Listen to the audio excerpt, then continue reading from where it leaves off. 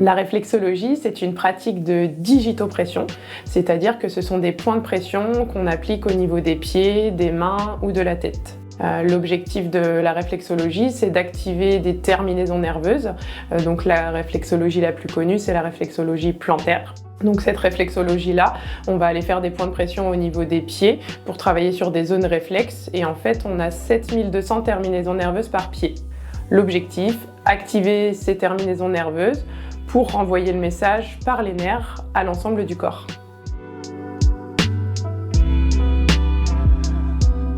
Donc les objectifs de la réflexologie sont déjà de relancer l'influx nerveux, de relancer la circulation sanguine, la circulation lymphatique. C'est vraiment en fait d'apporter de la force vitale au corps pour que par lui-même il puisse faire des ajustements, des régulations. Donc on peut venir voir sa réflexologue pour gérer des douleurs, pour améliorer la qualité de son sommeil, pour aider à la gestion du stress et tout plein de choses qui permettent d'accompagner la personne dans sa globalité. La réflexologie s'adresse vraiment à tout le monde, du bébé à l'enfant, l'adolescent, l'adulte, la personne âgée, les femmes enceintes, les sportifs. Il y a très peu de contre-indications, seulement la phlébite récente ou en cours, l'embolie pulmonaire, les résipelles pareil s'il a eu lieu il n'y a pas longtemps, et puis les personnes qui souffrent d'artérite parce que c'est assez douloureux au niveau des jambes.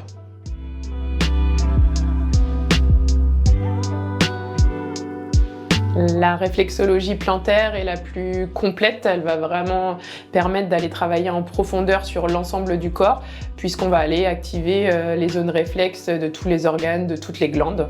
C'est vraiment la plus complète, la plus globale pour aller travailler en profondeur. La réflexologie crânio-faciale est une belle complémentarité à la réflexologie plantaire. Elle permet d'apporter un relâchement vraiment très profond et d'aller abaisser la charge mentale. Elle fonctionne bien chez les migraineux aussi et pour les problèmes de sommeil. C'est un petit peu comme quand on a beaucoup de dossiers ouverts dans la tête, ça permet de classer les dossiers et vraiment de faire baisser cette charge mentale.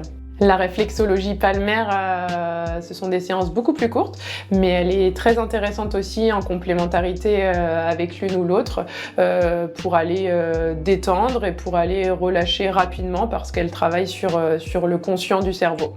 On peut aussi aller travailler en réflexologie émotionnelle.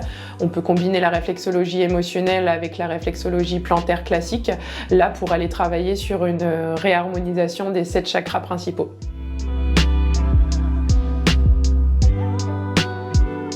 Donc si on veut résumer, la réflexologie permet à la fois de détendre, de relâcher en profondeur, mais également de relancer la force vitale du corps, donc ça remobilise les énergies et ça redonne une forme de dynamisme.